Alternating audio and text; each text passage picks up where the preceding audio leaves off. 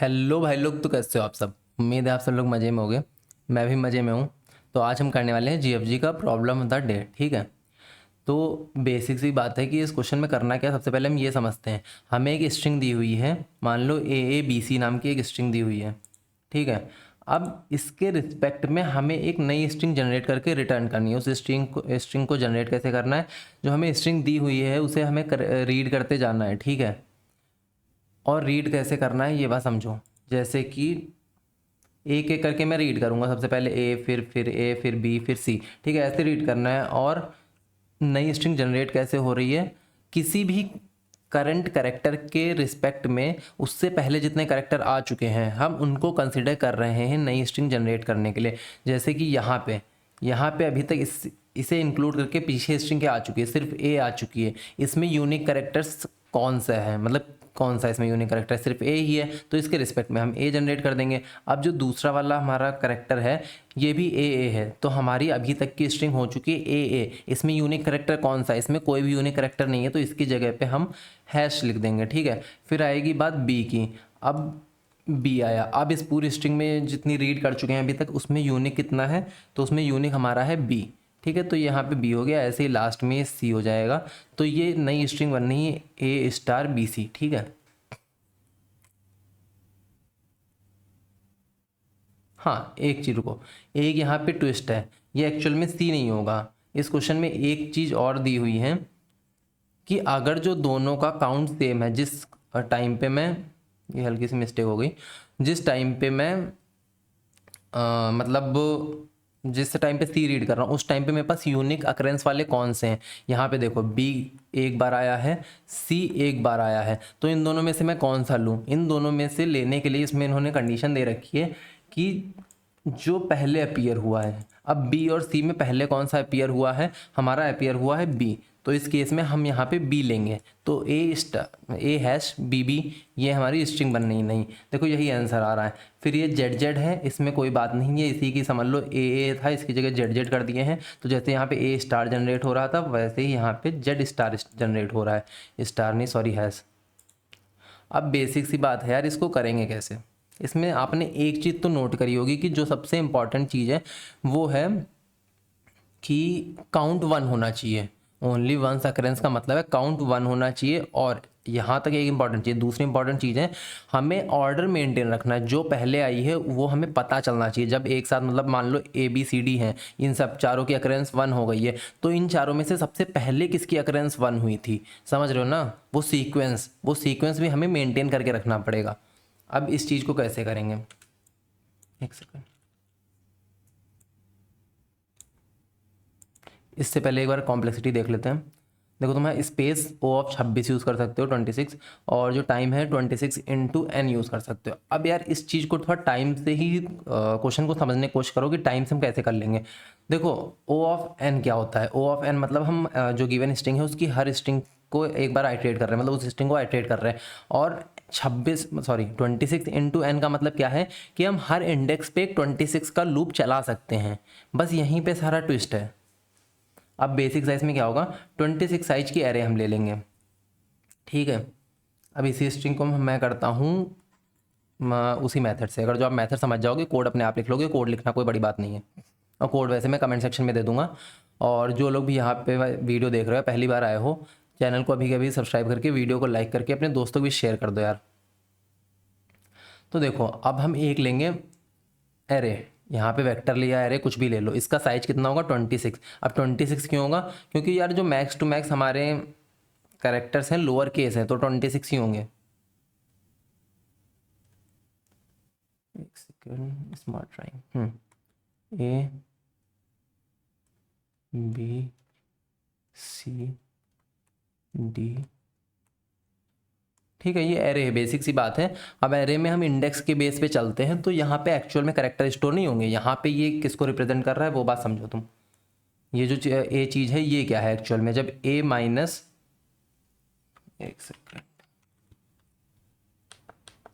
ये इंडेक्स कैसे निकालते हैं ये तो पता ही होगा, बेसिक सी बात है। ए माइनस ए जब कर दोगे तुम इस तरीके से तो ये इंडेक्स निकल आएगी। यहाँ पे क्या होगा, बी माइनस ए कर दोगे तो ये वन इंडेक्स आ जाएगी। यहाँ पे क्या होगा, सी माइनस ए, इस तरीके से इसकी इंडेक्स आ जाएंगी। इसी तरीके से हम हैश करते हैं, नॉर्मल सी बात है, सबको पता होगा कि वेक्टर में कैरेक्टर्स की हैशिंग कैसे करते हैं। अब इसमें दो चीज़ें स्टोर कर रहे हैं, ये एक्चुअल में पेयर का होगा, एरे या वेक्टर जो भी तुम ले रहे हो, ये यहाँ पे पेयर का होगा, दो चीज़ें स्टोर करेगा ये, ठीक है। अब वो दो चीज़ कौन सी होंगी, एक तो यार फ्रीक्वेंसी होगी, फ्रीक्वेंसी मतलब एक तो अकरेंस, अभी तक कितने मतलब इसका काउंट कितना है स्ट्रिंग में हमारी, ठीक है। तो वो मैं स्टोर कहीं भी कर सकते हो, आगे पीछे, मैं पीछे स्टोर कर रहा हूँ। इनिशियली काउंट सबका 0 होगा, तो मैं सबको 0 इनिशलाइज करके दे रहा हूँ, ठीक है। एक सेकेंड बस, थोड़ा सा आसान हो जाएगा, कंफ्यूजन नहीं होगा। ठीक है। अब दूसरी चीज़ क्या होगी, दूसरी चीज़ होगी कि अगर जो काउंट 1 है, ये चीज़ नोटिस करने वाली है, अगर जो काउंट 1 है तो ऑर्डर मेंटेन करने के लिए रखेंगे हम कि कौन पहले आया कौन दूसरा आया। इनिशियली मैं सबको इंट मैक्स लेके चल रहा हूँ, ठीक है, कि अभी तो कोई ऑर्डर है ही नहीं क्योंकि ये 0 है, सबको इनफाइनाइट लेके चल रहा हूँ, ठीक है। अब जब भी मेरा काउंट 0 से 1 में बदलेगा, वैसे ही मैं इनफाइनाइट की जगह एक कोई नंबर असाइन कर दूंगा, ठीक है। और जैसे ही काउंट 1 से बढ़ जाएगा, 1 की बजाय कुछ और हो रहा है, जैसे ऑलरेडी 1 था उसमें जब मैं +1 करूंगा तो 2 3 हो रहा है, तो उस केस में मैं वापस उसे इनफाइनाइट कर दूंगा। ये बात समझ में आ गई, ठीक है। तो अब इस क्वेश्चन को हम आगे बढ़ेंगे कैसे, इसमें देखो यार, फॉर लूप के जरिए मैं इस पूरी स्ट्रिंग को आइटरेट करूँगा और एक एक पे जो जो स्टेप होंगे वो मैं करता जा रहा हूँ। ए को ले रहा हूँ, ठीक है। मैं जब मैं ए को उठा रहा हूँ तब मैं सबसे पहले इसको, इस जो एक सब स्ट्रिंग अपने आप मेंटेन करके रख लो, दिमाग में मेंटेन करो, वो सब स्ट्रिंग एक्चुअल में एग्जिस्ट नहीं कर रही। वो क्या है, अभी तक जहाँ पे मैं करंट पोजीशन हूँ उससे लेफ्ट में जो स्ट्रिंग है, तो अभी जहाँ पे हूँ उसके लेफ्ट में क्या है, लेफ्ट में कुछ नहीं है और करंट पे ए है। तो सबसे पहले मैं इस ए को इसमें पुश करूँगा। अब ए की वैल्यू, ए माइनस ए से वो यहाँ पे आएगा, तो इसके ज़रिए मैं कहाँ पे जाऊँगा, इसको सबसे पहले मैं बेसिकली 0 से 1 कर दूँगा, ठीक है। एक सेकेंड, ये 1 हो जाएगा। और जब भी 0 से 1 हो रहा है, एक मैं इनिशियली नंबर लेके चल रहा हूँ प्रायोरिटी नाम का, ठीक है। इसे मैं पी नाम, ऐसा है, पी से डिनोट कर रहा हूँ। इसकी इनिशियली वैल्यू तुम 0 या 1 कुछ भी ले सकते हो, चलो 0 ले लेते हैं, ठीक है। अब मैं क्या कर रहा हूँ, इस इनफाइनाइट की जगह पे वो नंबर असाइन कर रहा हूँ पी, और साथ में क्या कर रहा हूँ, पी की वैल्यू +1 करे दे रहा हूँ, तो अब ये 1 हो जाएगी, ठीक है। क्योंकि दो नंबर की सेम प्रायोरिटी नहीं हो सकती, ऐसा नहीं कि एक किसी पोजीशन पे ए भी हैकर हो गया बी भी हैकर हो गया, एक ही हैकर करेगा, ठीक है।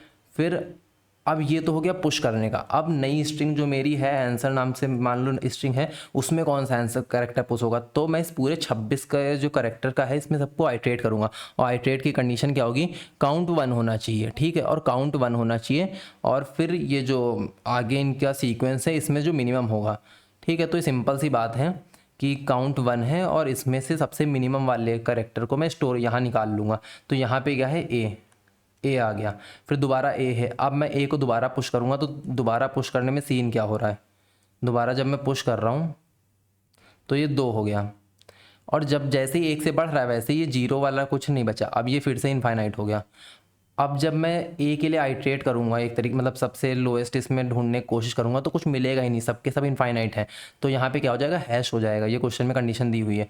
फिर ऐसे ही मैं बी को हैश करूँगा, बी का ये 1 होगा, और अब प्रायोरिटी का नंबर क्या है 1, तो इसको मैं 1 असाइन करूँगा, इसे बढ़ा के करूँगा 2, ठीक है।